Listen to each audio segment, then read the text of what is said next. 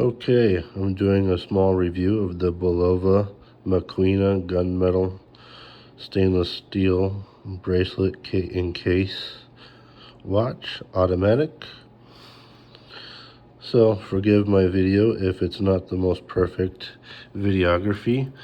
I have to hold my phone with one hand and hold the watch with the other at the same time. I haven't bothered to quite invest into a holding tripod at this point, but I managed to be reasonably decent with my videos to this date yet for my applications. So, continuing, the Bulova Maquina gunmetal stainless steel. Interesting observations. I've had this nice timepiece for a little while now, and I noticed it's it's very heavy watch. This is what the 45 millimeter, I believe, and it's got the positioned crown at like 2 o'clock. It's an interesting design, especially the benefit that I noticed that might have would be if you bend your hand and your wrist pushes up against your arm, and or depending on where you're wearing it, if you're wearing it on the hand on your left hand, and it's going to be pushing your wrist to the side of your hand is pushing up against the crown, it's not going to be quite in full contact with the nubbiness of the crown. So that kind of adds a little bit of a design comfort, which is interesting. It's a very beautifully well polished jewelry grade steel watch. And another aspect that I noticed is that it's pretty accurate. It seems to be pretty accurate. It has a very beautiful skeleton design front and back of the movement mechanics inside, showing the internals, which seems to be kind of a trendy, popular watch. You know, you can see the glass window of the pendulum moving, showing the back insides of the mechanics and the moving of the pendulum. And another aspect of it, aside from that, I do notice a slight interesting aspect with the not quite so super high end precision of the movements when setting the watch.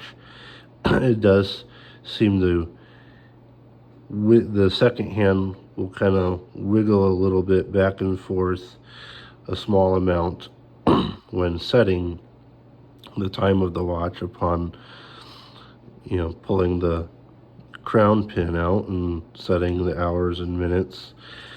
And that's indicative of, you know, probably a slightly loose, you know, tiny bit of loose machining precision or craftsman precision. You know, it's after all, it's about $1,000 watch. You know, just under, you know, a couple $100 under $1,000. So, you know, it's not expected to be the most high end or precisely, tightly machined mechanics. And another aspect that I notice, it definitely seems to gain a couple of few seconds by the day, by the end of the day. And a good, if it does die, about a good 25 to 30 turns tops, at least 25 turns to give it a good power of the hairspring inside. And that's something you want to be conservative of too, and not too liberal, is turning your crown too much and metal fatiguing or stretching or even snapping the hairspring. You don't want to do that. That's why most automatic watches is about a standard recommendation of around 25 turns at least if they go dead. And there's a good 40-hour power reserve with a good full wind of the watch.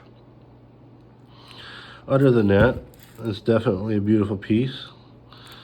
You know, that's about in my assessment that I can give it. It's got the glow in the dark dial. I won't be able to display that at this time because I would have to turn the lights out and whatnot, and I don't want to quite go through that. But the imagination can, be suffice for you and what that would visualize to. Anyways, alrighty, that's my assessment of this beautiful timepiece. I will be having another timepiece being delivered tomorrow. I'm getting the Tissot T-Race automatic, and I'll do a review of that one too about a week or two or so after ownership and assessment of it. Alrighty, you guys have yourself a wonderful day.